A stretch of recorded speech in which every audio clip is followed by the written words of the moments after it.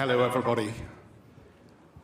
Just very briefly, a couple of things that I'd like to say from a housekeeping perspective. This will be filmed. It will be on CNBC. So just to make you aware of the fact that this will be a live event, effectively, for CNBC. And please feel free, if you would like to send messages out about this and you'd like to share this, that you have a hashtag WEF, W-E-F 23. So please avail yourself of the opportunity to share any of the comments that are made during this panel, or indeed the very fact that you are here at all. Thank you.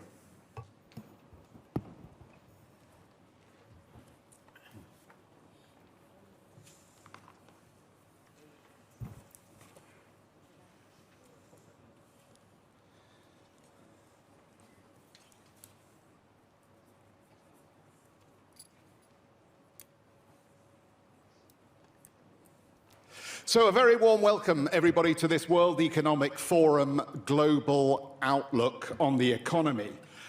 My name is Jeff Cutmore. I do a program on CNBC, and I'm very grateful that the World Economic Forum has allowed me to moderate this very important panel that closes this key event this year. Now, just briefly, let me mention, CNBC has interviewed through this last week over 90 CEOs and policymakers. We've been on various panels. I've been involved in a lot of those interviews myself. And probably the phrase that best describes the experience, I would say, of what I've taken away from this week is that investors and CEOs are increasingly bullish, but they are not optimistic. Now that sounds like a bit of a contradiction in terms, doesn't it? But here to discuss whether they should be and how they should feel about the outlook from here, Kristalina Georgieva, the Managing Director of the IMF. Kristalina, thank you very much, who this week warned the world that the economies of the world are increasingly heading towards fragmentation, and action needs to be taken to stop that from happening. Bruno Le Maire, the French finance minister, thank you so much for being with us. This week, Bruno Le Maire said that tax credits and subsidies could help Europe counter competition from China and the United States, particularly around green technology. Joint debt, I believe he thinks, could be the answer to help meet the challenge of the Inflation Reduction Act in the United States. But we'll find out a little bit more about that as we go through the panel discussion. Christine Lagarde, stay the course. That has been the message from the ECB this week, and we're very pleased to have Christine with us to tell us a bit more about that and potentially what other challenges are out there for monetary policy in the Eurozone. Haruhiko Kuroda. This morning, the Japanese inflation rate saw 4%. 4%. That is the highest since 1981. It's been quite a week for the Bank of Japan governor, who has been in the midst of a battle with the bond markets over how he's managing yield curve control and monetary policy. And just to let you know, although I'm sure you are very aware, this will be probably his last Outlook panel as the Bank of Japan governor. He leaves that position on April the 8th. Larry Summers. Larry Summers, now in education, of course, but former Treasury Secretary. Larry Summers, I think, is starting to feel that there is a possibility that we might get something that looks a little bit like a soft landing in the United States. He also, I think, has a view on China. It would be a staggering error, I think, Larry, you've said, for the US to try and suppress Chinese growth. So I hope that gives you a little insight on how our key panelists feel about some core issues. Very briefly, as we gather for this first winter Davos in 3 years, There's still a great deal of uncertainty about the economic outlook, as we know. Growth has lost momentum. Inflation is resistantly and persistently high. The cost of living crisis is generating poverty and labor strife. Central banks are tightening financial conditions. Energy prices remain high. Global debt is high and in some places is still rising. And I haven't even talked about Ukraine and the horrible crisis in Ukraine, the humanitarian crisis taking place there, or really the state of the energy transition, which we might also need to get onto here. And so, Kristalina, should our audience be pessimistic or optimistic about the year ahead? Well, stay put. My message is, it is less bad than we feared a couple of months ago. But less bad doesn't quite yet mean good. Let me start from what has improved and why we have to be cautious. What has improved is inflation seems to have started leading in the right direction, in other words, down. Headline inflation in particular.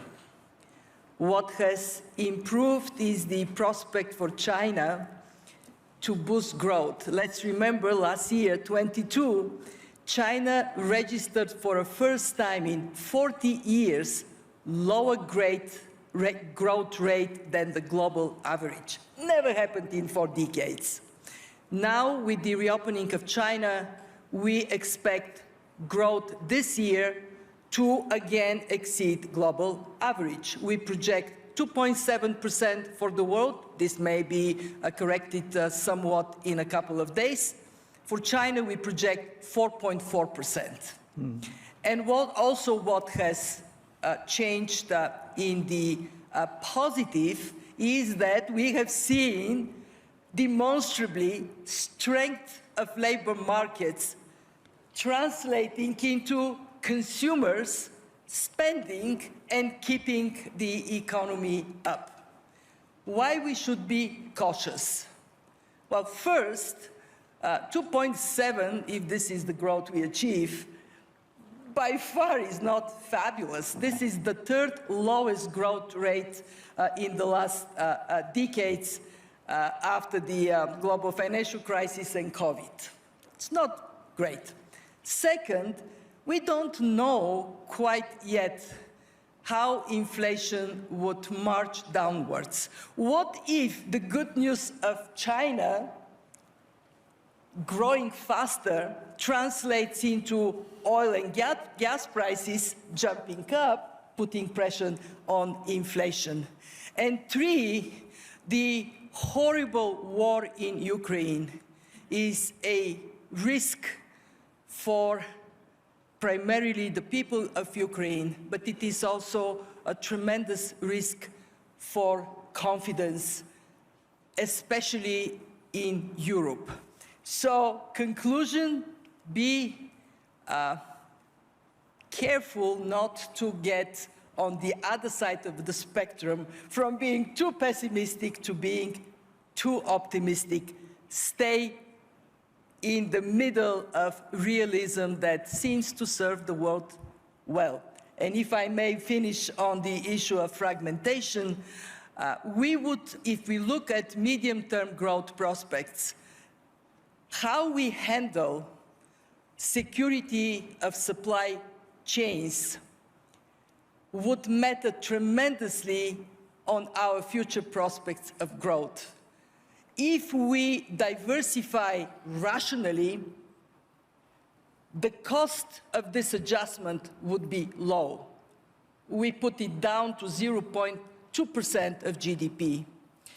If we are like an elephant in a china shop and we trash the trade that has been an engine for growth for so many decades, the cost can go up to 7% loss of GDP, $7 trillion. So a great deal of Whether we can lift up optimism depends on the people in this room. Be pragmatic, collaborate, do the right thing, keep the global economy integrated for the benefit of all of us.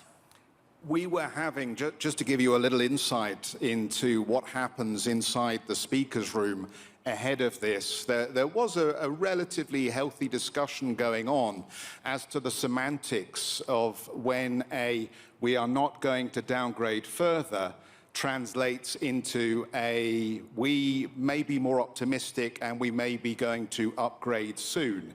And I don't think you were tempted onto the turf that Larry Summers was trying to bring you on, which was, at what point do you start thinking at the IMF about upgrading rather than saying we are not downgrading? Well, we look at the last year, we have downgraded our projections 3 times. So not downgrading is already good news. Whether we would upgrade, and if we do so, how much we will see in 10 days. But I can tell you, it is not going to be a dramatic improvement vis-a-vis what I'm projecting right now, the 2.7%. And let's be very honest. Whether Germany finishes 2023 with minus 0.3%, which was our October projection, or they finish with plus 0.5%, which may be our new, the projection may go up to that level. Still, for hundreds of millions of people in Germany, all over Europe, in the world, when we are at this low level of growth, it would be painful. And let me send the biggest caution I could today. Labor markets are holding firm so far, but interest rates are yet to bite. And if they bite more severely, then we can see unemployment going up. And it is very different for a consumer to have cost of living crisis and a job than to have cost of living crisis and no job. So we have to be thinking of possibly unemployment going up at a time when fiscal space in governments is very tight. There isn't that much they can do to help people, and yet they would be pressed to do it. Christine, then all the power to you. If fiscal policy works against purpose with monetary policy, then you may have to tighten even further. Larry Summers, I want to talk very quickly about the American economy, given it has been the engine that's picked up as China's been in zero COVID. And we always used to say, America sets the interest rate, China determines the growth rate. But in recent years, that's not been quite so obvious. But undeservedly, I'm sure, you've got a reputation for being a bit of an economic grouch, I think, since secular stagnation. And then, of course, last year you were talking a lot about how we're going to have high unemployment and we're heading into recession. But as I read your commentary more recently, it sounds like you might be coming round to the idea that maybe a soft landing could be somewhat achievable. So did Team Transitory get the causes of inflation right? It just got the timing wrong. What do you think? I don't think Team Transitory got it right. I think there were very substantial excesses of both fiscal and monetary policy which needed to be corrected. Markets assigned a probability of less than 1% to the interest rate increases we've seen over the last year, a year ago, and that was because they underestimated the need for central banks to catch up, which central banks have done. We're experiencing some exhilaration of relief in Davos. Hyperpopulists lost elections and accepted their defeat. Europe has not frozen. Recession has not come. China has adjusted its policies towards the world, and inflation has decelerated. Those are all positive things and reasons why we should feel better than we felt a few months ago. But relief must not become complacency.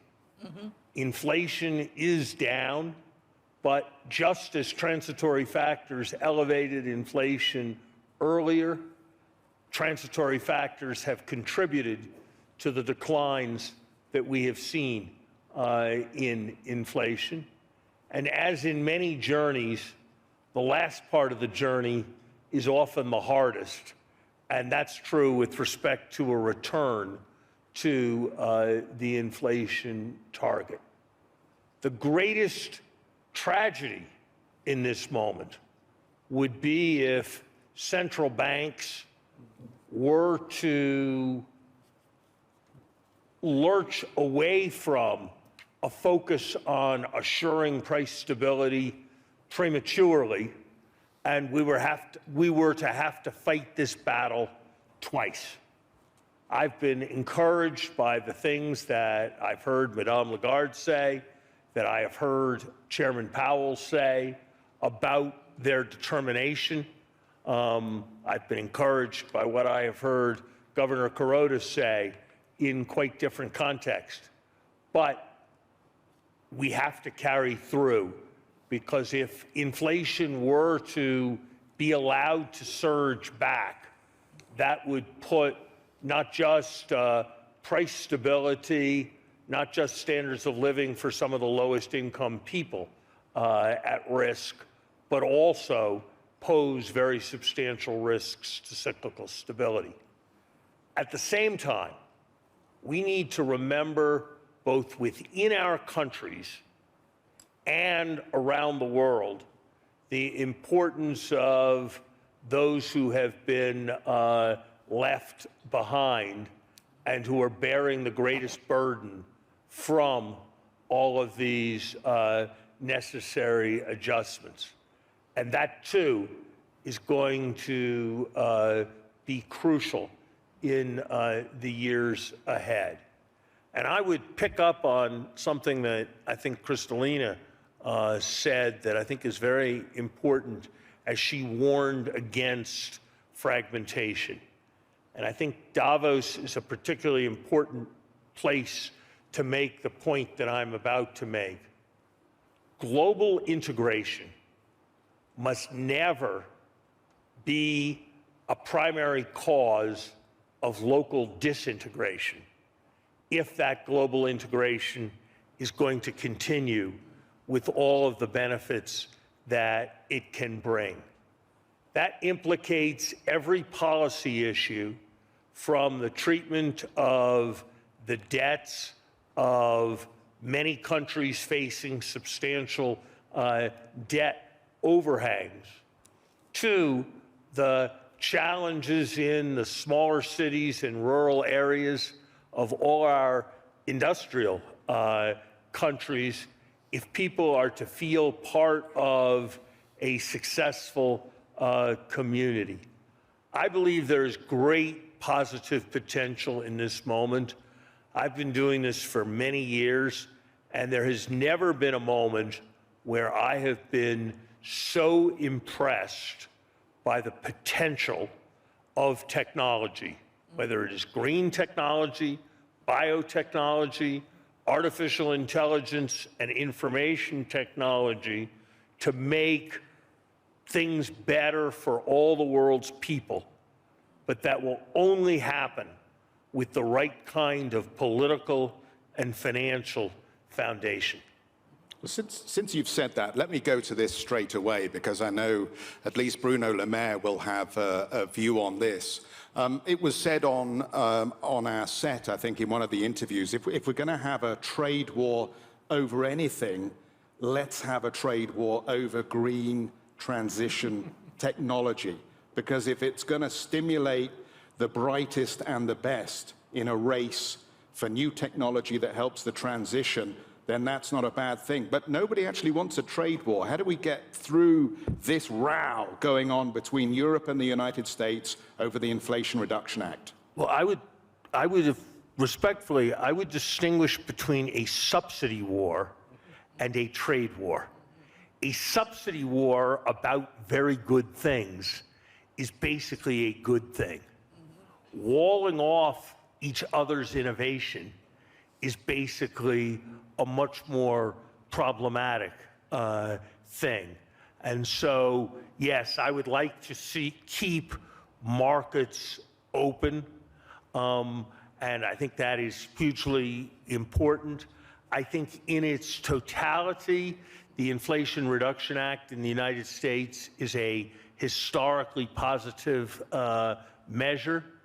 In its detail, I think there are certainly, and I would be in the direction of Bruno, problematic aspects.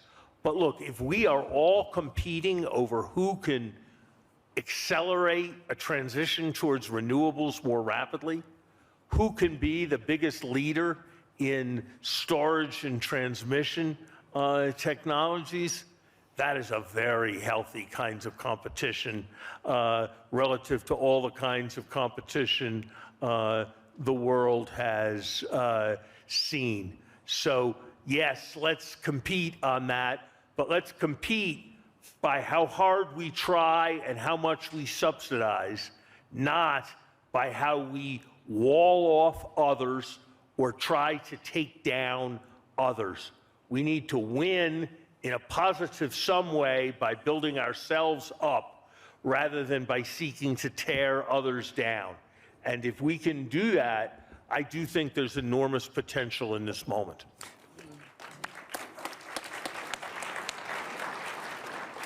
We'll cycle back to this in just a moment, Minister, if you don't mind, because I think perhaps the one huge macro story of last year that we need to also talk about here is the reopening of China. So I'd like to bring that into the discussion, and we'll come back to the issue of IRA in just a moment. And Christine Lagarde, if I might bring you in on this, because, look, I know you are determined to tackle inflation in Europe.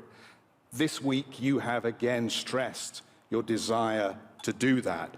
But can I ask you, how does the reopening of the Chinese economy at this stage complicate the ECB's analysis of the inflationary headwinds that may emerge? Are you modeling for this already? And if so, what are you coming up with in terms of conclusions about whether there may be a secondary impulse from China's reopening on the inflation front, and how that may extend how long you need to keep rates rising? Thank you so much, and good morning to all of you. I would like to first of all make a small observations. The situation around the world must be improving a little bit if you hear so many competent, talented economists say, not as bad as feared, or not so bad, maybe not yet good, but improvement. Added to which, our economies and key players are moving from defense mode, which they had been collectively sometimes in 21 and certainly in 22, to competition mode, as Larry indicated. So something must be getting better, and certainly better than what we feared initially. 22 was just a weird year when you look at it. Inelasticity of supply, no real big engine for growth. If you look at the GDP numbers, it's totally, counterintuitive. Growth in the United States, 1.9%. Growth in China, 3.3%. Growth in Europe, 3.4%. Those are not usual numbers. This is not the normal ranking that you have. So we are now heading to a year where hopefully the corporates, the consumers, the state, policymakers will continue to have that resilient, determined approach in order to engineer the transitions that must take place, whether it's digital, whether it is green, whether it is inclusive, in order to make sure that the most fragile countries in the world benefit from those innovations, as Larry referred to, but we have to also stay that course of resilience that we observed in 22. So stay the course is my mantra for monetary policy purposes, no question about that. But I think other players must also do the same thing. And they must do it in probably a more subtle way than they had in 22. The fiscal support that was expanded in 22, for instance, must be better directed, better targeted, must be made such that it is not going to push the monetary policy actors to having to do a bit more, as Kristalina earlier on alluded to. So, in all that, China is waking up again. After, assessed to be 3.3% growth, it is now forecasting 5.5% growth, and we should welcome the auspices of those commitments. And it is a case that the COVID policy or the change of this COVID policy will kill a lot of people, but will also revive the economy, and that's clearly a determined choice that was made by the Chinese authorities. What impact it will have on all of us in terms of added demand addressed to the global economy is something that will be a positive for China, most likely, will be a positive for the rest of the world, but will have inflationary pressure on many of us, simply because the level of energy that was consumed by China last year was certainly less than what they will consume this year. The amount of LNG that they will be buying from the rest of the world will be higher than what we have seen. And there is not so much spare capacity in terms of both oil and gas, so that we will have complete elasticity in there. So there will be constraints, there will be more inflationary pressure coming out of that added demand in commodities and energy in particular. And yes, we do try to model all that. I think that the economist profession has been put under huge pressure, whichever team they belong to, because there are lots of things that models try to do, but modeling uncertainty and taking into account certain factors that have simply never happened in the poly-crisis environment that we faced was tough. I think our honor is to acknowledge that and to try to do a better job in the future. Just refocusing back in Europe, is there a chance that euro-dollar back at 120 could persuade some members of the Governing Council perhaps to temper their rate outlook or adjust their rate outlook? I didn't see 120 this morning. Oh no, we're not there yet. But I mean, the trend, if the trend is really your friend, then maybe we are going to see a stronger euro, which would ease some of the inflationary pressure, perhaps. That's an economic mechanical impact that we all know about. The central bank does not target an exchange rate, and obviously we take into account in our measurements and in the impact that it has on inflation, the variation of currencies. Well, it was worth a try. That was a perfect politically correct answer.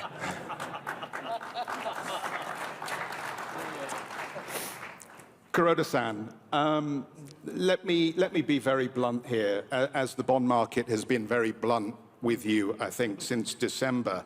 Was it a mistake to widen the trading band in your yield curve control program? And what have you learned from the market reaction? I don't think the decision taken by the board last month was not wrong, perfectly right. And we will continue the current extremely accommodative expansionary monetary policy in order to achieve 2% inflation target in a sustainable and stable manner. But let me point out a few things. First, the Japanese economy is recovering from the pandemic, and probably in fiscal 2022, the Japanese economy has grown by about 2%. And for fiscal 2023, again, the economy is likely to grow close to 2%. Since Japan's potential growth rate is about 1% or less than 1%, 2 consecutive years of 2% or close to 2% growth, well above potential growth rate, mean that the GDP gap is closing, and the labor market has becoming tight, and we expect wages to accelerate to grow, and that would eventually make 2% inflation target met with a sustainable and stable manner. But second point, as you said, the inflation rate in last December reached 4%, highest in the last 40 years, but largely caused by import price hike. And we expect probably from February this year, inflation rates start to decline, and fiscal year 2023 as a whole, inflation rate would be less than 2%. So we decided to maintain the current extremely accommodative monetary policy for the time being. Our hope is that wages start to rise, and that could make 2% inflation target to be met in a stable and sustainable manner. But we have to wait for some time. Third point, as prior speakers argued, certainly digital transformation and green transformation, these two aspects of structural changes would hopefully raise potential growth rate in coming years while achieving necessary socially responsible attitude toward climate change risk. And already the Japanese government indicated that the government would facilitate providing substantial subsidies as well as tax breaks to increase digital investment, including investment in human capital, and also decarbonization investment. Actually, the government estimates that even in Japan alone, such green transformation investment would amount to more than $1 trillion in the next 10 years, which is huge. And that would require, of course, scientific as well as various progress. But I'm quite sure that in these two aspects, the Japanese economy can grow, hopefully with 1 to 2% in the next couple of years. As you leave your post, I guess it will be custom. I don't know whether it's custom in Japan, but it's custom in many offices in Europe that you leave a letter for the next person who takes the job. I wonder if you leave a letter for the next person that takes the job, will you perhaps express regret that you didn't take the opportunity to escape from these very loose monetary conditions and yield curve control several years ago when perhaps you had a window? I think in the last nearly 10 years, during which I have been governor of the Bank of Japan, we tried to eradicate deflation, and that certainly we have been successful in eradicating deflation, and we try to recover economic growth, because during the deflationary period from 1998 through 2012, there was also almost zero growth. But after 2013, economic growth has been regained, but about 1%. So also, I must say that a huge number of new employment have been increased, have been made. And that, of course, or I should say mainly due to increased labor participation of women. And that was quite successful. So all in all, I think the government policy coupled with Bank of Japan's extremely accommodative monetary policy has been successful in changing the Japanese economic structure and growth prospect. But unfortunately, 2% inflation target has not been achieved in a sustainable and a stable manner. As I said, the 4% inflation right now is largely caused by import price hike and will start to decline towards less than 2% in this fiscal year. So that is the only regret I have.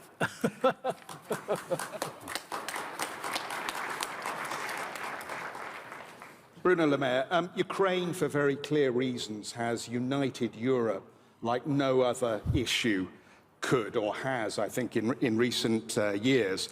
But on budget rules, on state aid rules, on the right response to the Inflation Reduction Act, not so much. I think we see differences at the moment. Does Europe actually need another EU fund to match the $370 billion that President Biden is going to inject through the Inflation Reduction Act? And if you believe that is one of the tools to respond, how do you get that approved at a European level? I think that, first of all, we should be aware of what has happened over the last 3 years. The last time we met in this wonderful conference room, thanks to our friend Klaus, it was in 2020.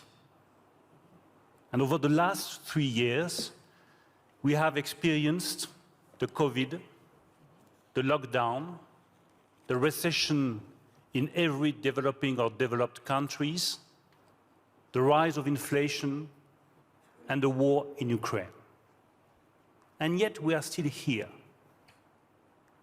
We are back discussing over the future of the world and over the best solutions for the world. That's the first good news. The second good news is that Europe, over the last 3 years, has become a super political power, like China and like the United States. That's good news for all of us, to have a continent like Europe being able to defend its values, to defend its interest. Putin thought we would be divided and we would be weak.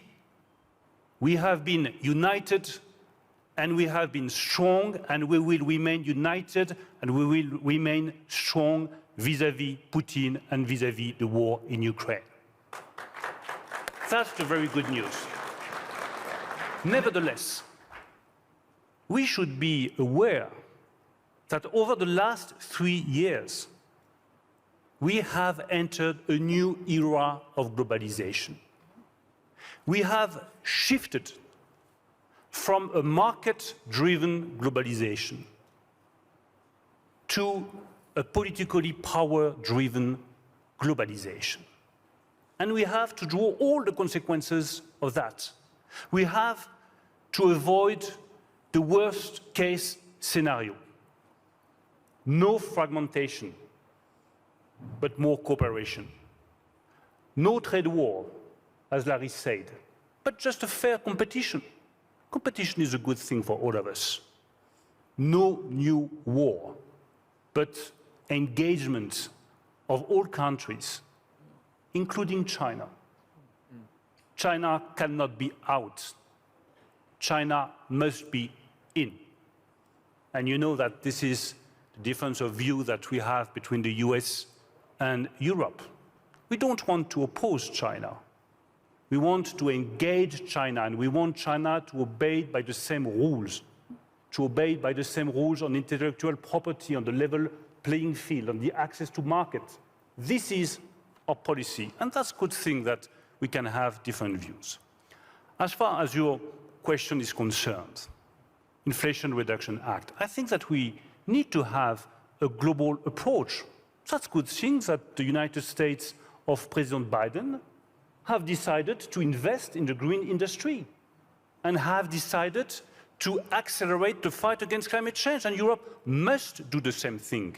But if we want to compete, we need to have a very strong, effective, efficient, swift European industrial policy based on 3 key pillars. The first one is acceleration. Private companies, industrial companies cannot wait 2 or 3 years before getting their subsidies that we promised to them. The project of common interest, the so-called IPCEI, are a very good thing. And I really think that this is a breakthrough in the European policy. But 2 or 3 years is too long. We have to act swiftly, and we want to reduce the delay from 2 or 3 years to 6 months before giving the subsidies that are required by the industry. The second key pillar must be simplification.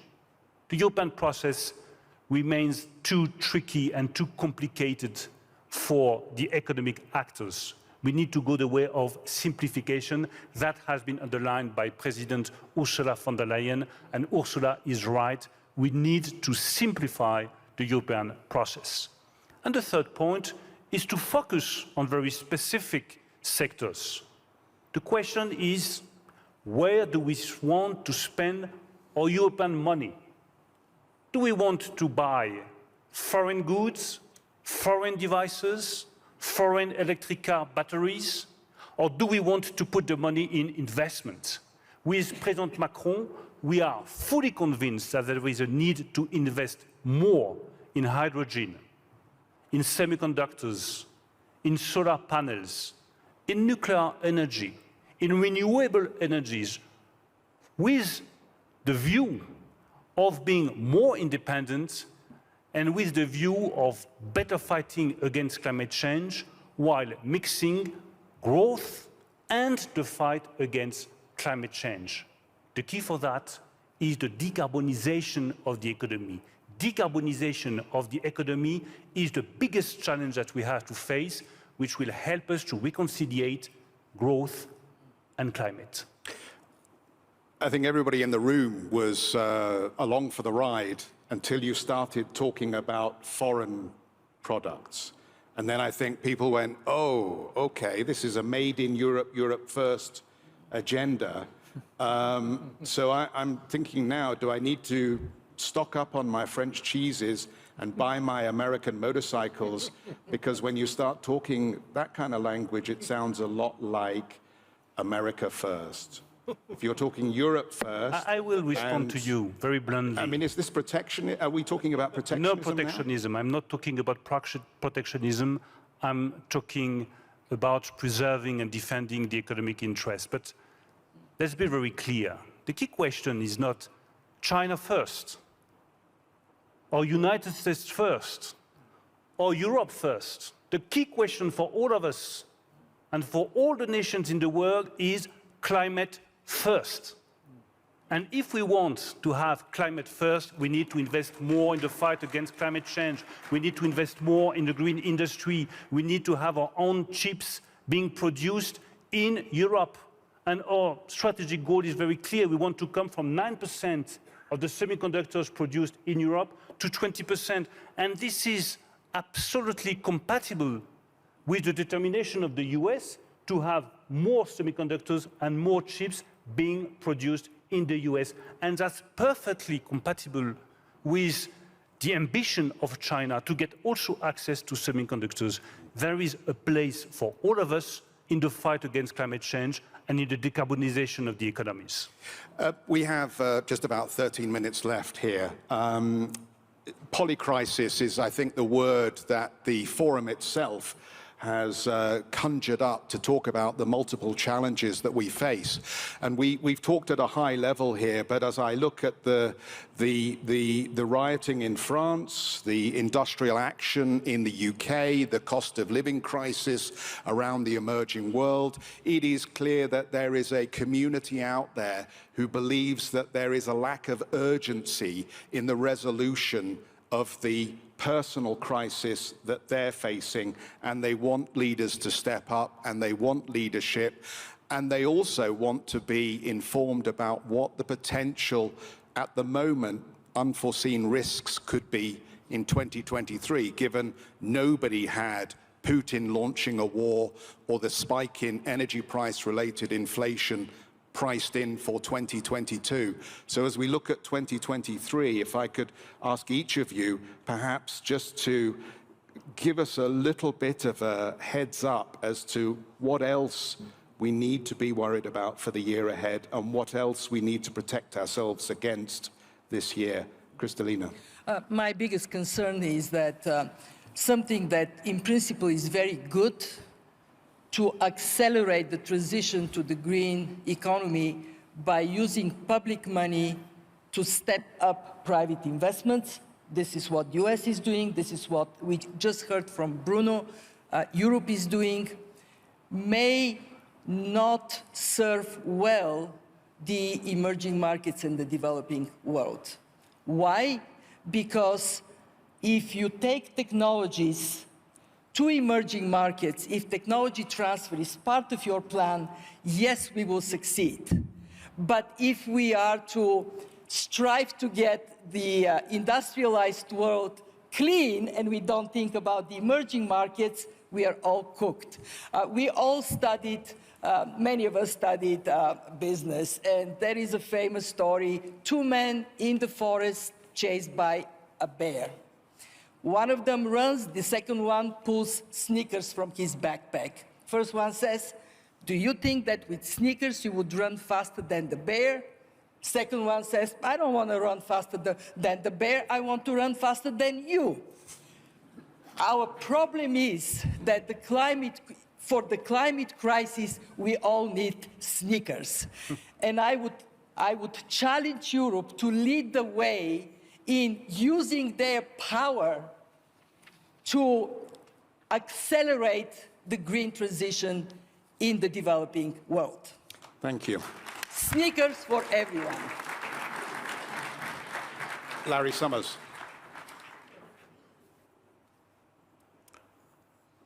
Kristalina is 100% correct on the centrality of facilitating the flow of capital from the developed world to the developing world in support of climate transition as the single most important long-term global financial issue facing the planet. It demands much more imagination, much more boldness than, frankly, we have yet seen from the international institutions or from the governments who control them. In terms of near-term risks, I would highlight a resurgence of inflation because of a loss of credibility. I would highlight what nobody has talked about, the possibility that the virus evolves again.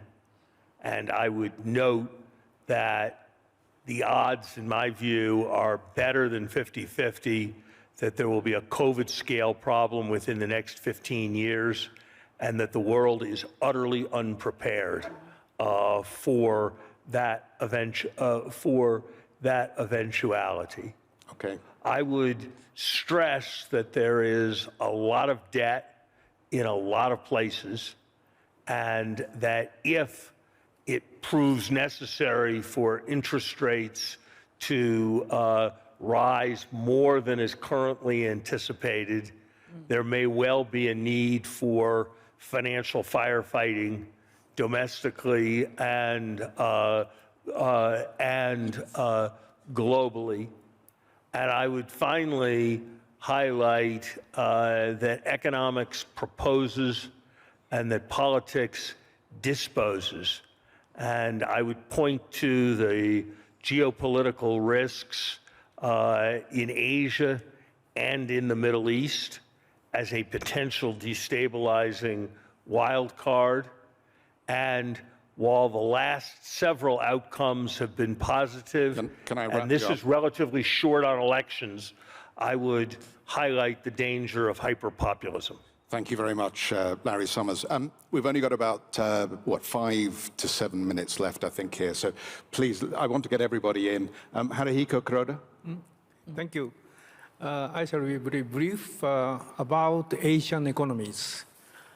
As you know, the Chinese economy is likely to grow by 5% this year, accelerating from 3% growth last year.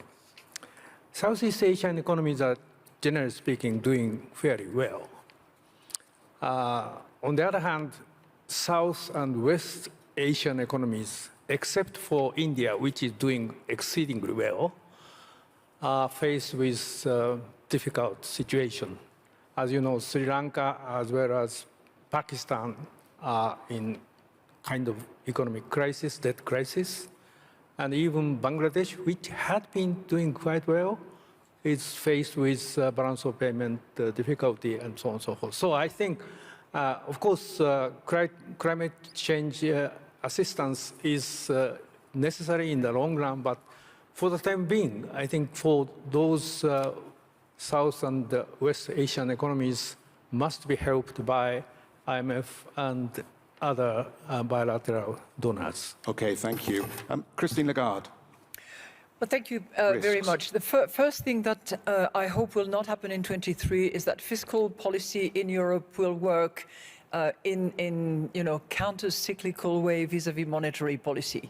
We will do what is necessary. We don't need to be pushed to having to do more than is necessary. So good understanding of what will help and what will hinder, I think, will be essential.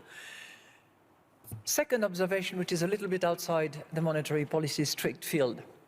You know, there is so much to do to fight climate change and protect biodiversity.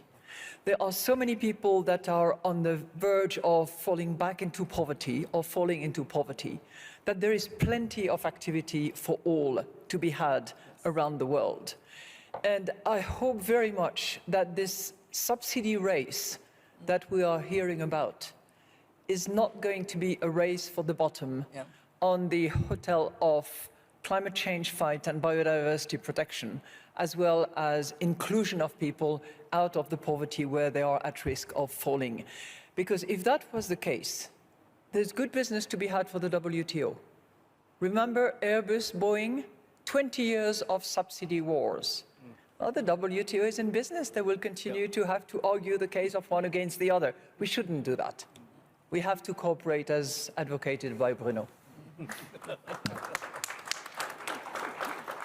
Bruno Le Maire.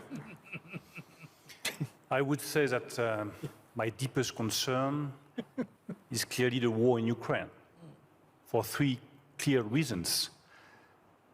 The first one is that as a European citizen, I cannot live peacefully knowing that European citizens every day on the European soil are being threatened, targeted by bombs, injured or killed.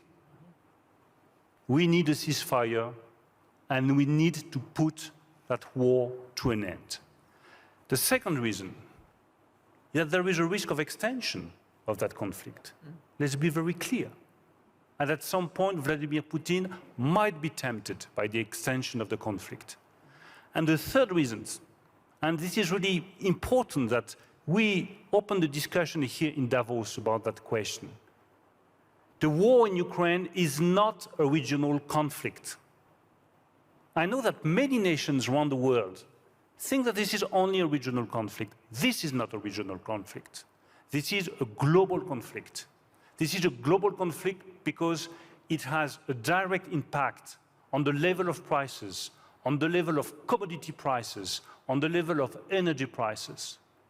This is a global conflict because our core common values are at stake. They are at stake. And the principle of sovereignty, of national sovereignty, must never be jeopardized, never be weakened by any kind of conflict. Jeff, can I add a follow-up to Bruno? Because I think this... Because it's you, of course. 30 seconds. No, because he makes such a strong point, but it has to be supported by something that has been extraordinary in the last 12 years, and that is the solidarity between the United States, the Europeans, and quite a few other countries, including Japan. If that was to break down because of domestic imperatives, because of political considerations back at home, we would be in a pickle. And we really have to make sure that that solidarity front holds. And we Europeans can demonstrate that. When we had Brexit, we were all together. We will carry on, but I think we have to make sure that it sticks. Gosh, and I hoped I would never hear that word again. Actually, I thought we'd buried that one. Can I be aggressive here and use the fact that you made an exception to say one thing to support Bruno? It is a global war because what it did is it wiped out the peace dividend we have enjoyed for 30 years. Gone. What is the result? Money that could have gone to invest in development is now going to invest in military, and rightly so. Rightly so, to defend all of us of an aggression. The result, more poor people, more hunger. So yes, it is a global war. It is a war against prosperity around the world. And Kristalina, I think, as someone who understands the Iron Curtain and what happened behind the Iron Curtain, those words have even more power. Look, we're going to wrap up here. I would like you to thank our panelists in the traditional fashion, but I'd also like you to stay because the president of the World Economic Forum, Borge Brende, is going to join us on the stage and do the formal wrap-up. So don't go anywhere, but please thank our panelists.